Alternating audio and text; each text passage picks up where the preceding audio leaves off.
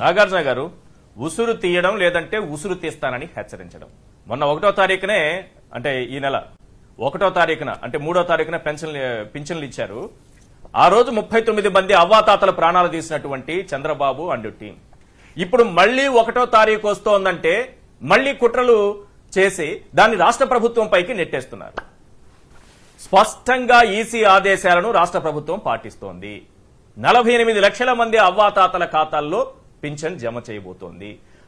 రాలేని వారు, మంచాలకి పరిమితమైన వాళ్ళు, వికలాంగులు, కదలలేని స్థితిలో ఉన్న వాళ్ళు వీళ్ళందరికీ కూడా ఇంటి దగ్గరే పెన్షన్ అందించబోతోంది. ఇదేదో చాలా తప్పన్నట్టుగా ఎందుకు చంద్రబాబు ఇలా మాట్లాడుతున్నారు, రామోజీ ఇలాంటి వార్తలు రాస్తున్నారు? నేను నిమ్మగడ్డ మాట్లాడింది, గత నెలలో మాట్లాడింది కూడా ప్లే చేసి వినిపించాను.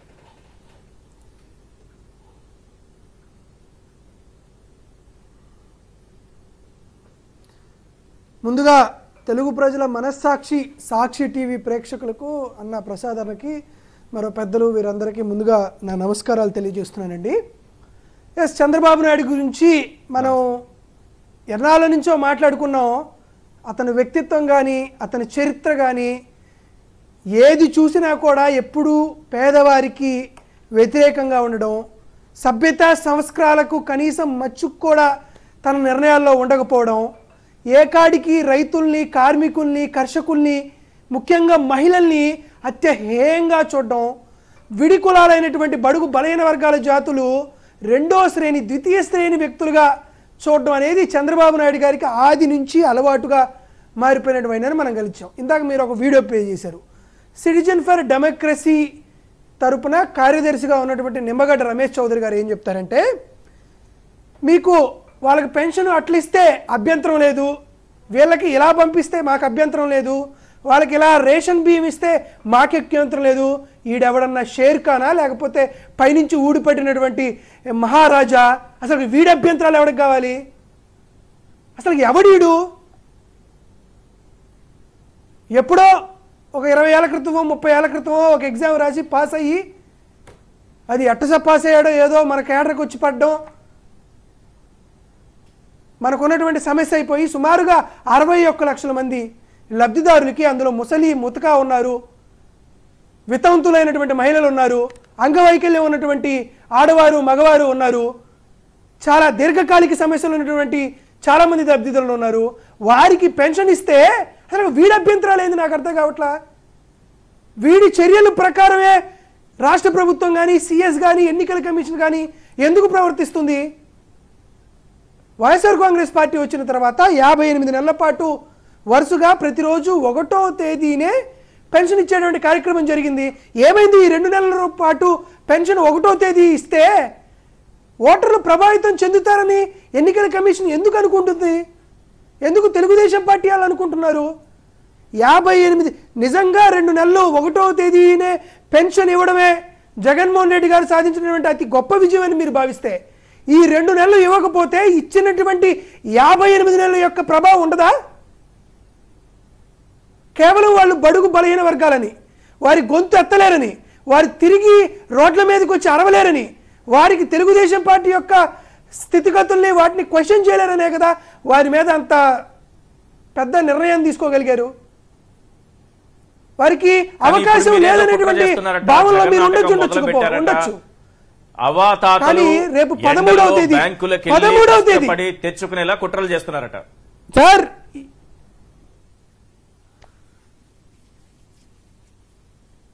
సింపుల్ చెప్తున్నానండి, ఆంధ్రప్రదేశ్లో ఉన్నటువంటి రాజ్య ప్రజలకి 61 లక్షల కుటుంబాల వాళ్ళకి ఒకటి చెప్తున్నా, 13 రోజులు 14 రోజులు 2 వారాలు ఓపిక పట్టండి, 2 వారాలు ఓపిక పట్టండి. కుట్రలు చేయడం, కుతంత్రాలు చేయడం వాళ్ళకొచ్చు. అయితే పోలింగ్ బూత్ స్టేషన్లోకి వెళ్ళి బటన్ నొక్కడం మనకొచ్చు. 2 బటన్లు నొక్కితే చంద్రబాబు నాయుడు కానీ, లేకపోతే నిమ్మగడ్డ రమేష్ కానీ, పవన్ కళ్యాణ్ కానీ, పురంధేశ్వర్ గారు కానీ ఎక్కడికి పోతారనేది దేవుడికే తెలియాలి.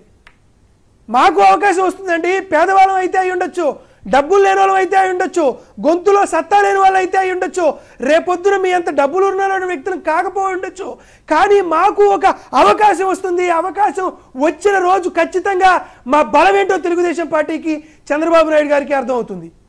ఈ రోజు నిస్సంకోచంగా ఎటువంటి సార్ మే 1 అంటే ఎండలు ఏ విధంగా ఉంటాయి తెలుసు. 45 డిగ్రీలు, 43 డిగ్రీలు, 44 డిగ్రీలు ఉంటుంది. రేపు పెన్షన్ల టైంలో సార్ నేను అడుగుతున్నా, రేపు పెన్షన్ల టైంలో జరగరానిది ఏదైనా జరిగితే ఎవరిది బాధ్యత? అప్పుడే మొదలు పెట్టేశారు ఇది రాష్ట్ర ప్రభుత్వం బాధ్యత అని.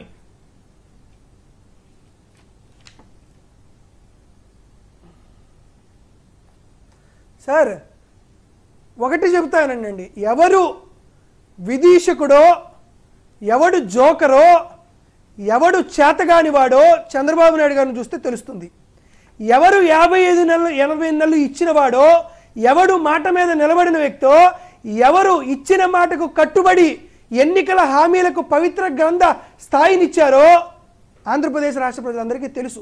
మేము అందుకే చెబుతున్నాం, మీరు ఒక్క 14 రోజులు ఓపిక పట్టండి. వచ్చే నెల 4వ తేదీ, పై వచ్చే నెల 4వ తేదీన వైఎస్ఆర్ కాంగ్రెస్ పార్టీ ఆల్రెడీ తిరిగి జగన్మోహన్ రెడ్డి గారు ముఖ్యమంత్రి అవుతారు కాబట్టి మీకు కావాల్సింది, మీకు ఇవ్వాల్సింది వైఎస్ఆర్ కాంగ్రెస్ పార్టీ తరఫున లబ్ధిదారులకి ఎలా ఇస్తావో చంద్రబాబు నాయుడికి, పవన్ కళ్యాణ్కి, పురంధేశ్వరికి కూడా అంతే ఇస్తాం. దాంతోపాటు జగన్మోహన్ రెడ్డి గారు ఒక ప్రశ్న అడుగుతున్నాడండి. జగన్మోహన్ రెడ్డి గారిని చంపితే ఎవరు వస్తారు, ఏమైద్ది అన్నాడు అని చంద్రబాబు నాయుడు గారు వ్యాఖ్యలు అడుగుతున్నారు. జగన్మోహన్ రెడ్డి గారు అడుగుతున్నటువంటి ఏకైక ప్రశ్న ఇది.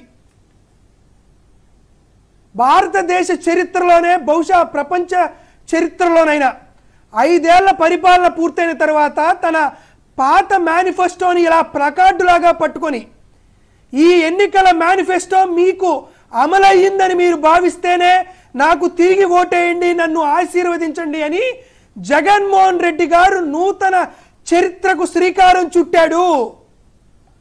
ఈ ఎన్నికల హామీని లాగానే మీరు కూడా 2 పర్యాయాలు ఎన్నికల మేనిఫెస్టోతో వెళ్ళారు కదా, మీరు కూడా ఎన్నికల మేనిఫెస్టోను పట్టుకొని మీ ఎన్నికల మేనిఫెస్టోకి మార్కులు వేయండి, నా ఎన్నికల మేనిఫెస్టోకి మార్కులు వేయండి అని జగన్మోహన్ రెడ్డి గారు ఇలా మేనిఫెస్టో పట్టుకొని అడగడం అనేది నిజంగా ఏ రాజకీయ పార్టీ అయినా ఆహ్వానించాల్సిన విషయం.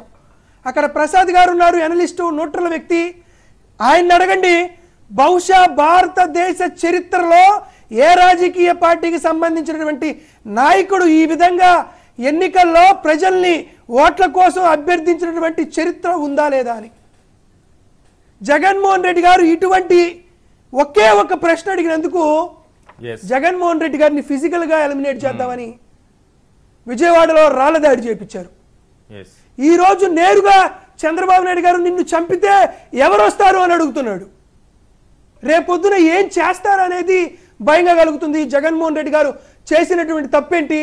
అన్నదాతలను ఆదుకోవడమా, అనార్థులకు గుక్కడి అన్నం పెట్టడమా, అభాగ్యులైనటువంటి మహిళలకు డ్వాక్రా రుణమాఫీ చేయడమా, అన్నమో రామచంద్ర అనేటువంటి వికలాంగులకు ఆపన్న హస్తం ఇవ్వడమా, విద్యార్థులకు విద్యను బోధించడమా, కూలీనాలు చేసుకునేటువంటి పనులు చేసుకున్నటువంటి రైతుల పిల్లలు, అనామకుల యొక్క పిల్లలు కూడా ఐబీ కరిక్యులర్ యాక్టివిటీస్ లో చదువుకోవాలి, వారికి ఇంగ్లీష్ మీడియం ఉండాలని చేసుకోవడమా?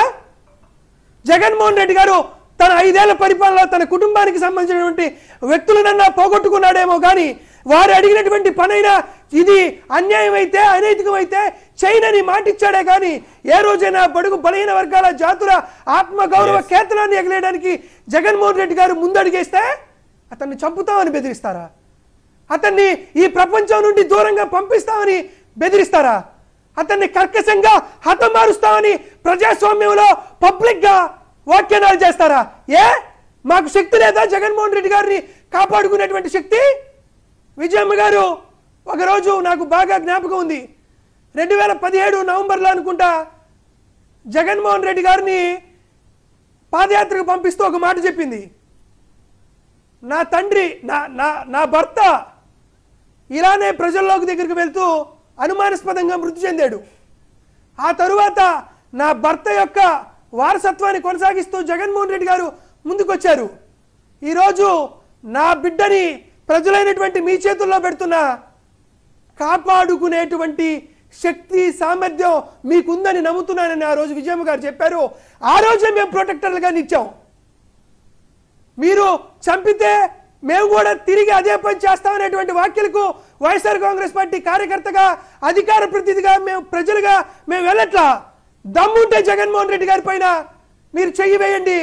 ఆంధ్రప్రదేశ్ రాష్ట్ర ప్రజలు ఆయన ఎలా ప్రొటెక్ట్ చేసుకుంటామో మాకు తెలుసు. ఆయన ప్రాణానికి ప్రాణం అడ్డేస్తాడో మాకు తెలుసు. ఆయన పైకి మీరు ఒక ఆయుధాన్ని పంపించగలిగితే 66 లక్షల మంది అమ్మఒడి లబ్ధిదారులను దాటుకొని వెళ్ళాలి. 70 లక్షల మంది రైతు భరోసా లబ్ధిదారులను దాటుకొని వెళ్ళాలి. చదువుతున్నటువంటి దాదాపుగా 68 లక్షల మంది విద్యార్థులను దాటుకొని వెళ్ళాలి. 44,000 పాఠశాలల రూపురేఖలు మార్చినటువంటి ఆ పాఠశాలల మార్పులను దాటుకొని వెళ్ళాలి. చంద్రబాబు నాయుడు గారు మీ ప్రాణాలకి వార్నింగ్ ఇవ్వడానికి మాకు పెద్దగా సమయం పట్టదు. కానీ ప్రజాస్వామ్య పద్ధతుల్లో ఇటువంటి వ్యాఖ్యానాలు చేయడం అనేది నిజంగా అత్యంత దుర్మార్గమైన విషయం. కాబట్టి ఇటువంటి ఉడత ఊపుళ్లకు, ఇలాంటి పిల్లి శాపనార్థాలకు జగన్మోహన్ రెడ్డి గారు భయపడేవాడు కాదు. కాబట్టి జగన్మోహన్ రెడ్డి గారిని కలలోనైనా ఇబ్బందులు పెడదామని చంద్రబాబు నాయుడు గారు అనుకున్నారా? కుప్పం నుంచి హెరిటేజ్ ఫ్యాక్టరీ దాకా కూసాలు కదిలిపోతాయి. ఈ రోజుకి మేమేదో అధికారం ఉంది మీ మీద, మేము పెత్తనం చెలాయిస్తాం అనుకుంటే ఈ రోజుకి నీ హెరిటేజ్ బిల్డింగ్లు, నీ ఎన్టీఆర్ ట్రస్ట్ భవన్లు, నీకు సంబంధించినటువంటి సినిమా హాల్లు, నీకు ఉన్నటువంటి అక్రమంగా చెరబెట్టినటువంటి భూములు, ఏ విషయంలోనూ వైఎస్ఆర్ కాంగ్రెస్ పార్టీ జోక్యం చేసుకోలేదు. చంద్రబాబు నాయుడు గారు ఇటువంటి తప్పుడు కూతలు కూరిస్తే కూసాలు పగులుతాయి అనేది మాత్రం చెబుతున్నావు. తస్మాత్ నోరు అదుపులో పెట్టుకో, లేకపోతే చంద్రబాబు నాయుడు నీ నరాలు తీసి జగన్మోహన్ రెడ్డి గారి బూట్లకు లేసులు కట్టిస్తాం.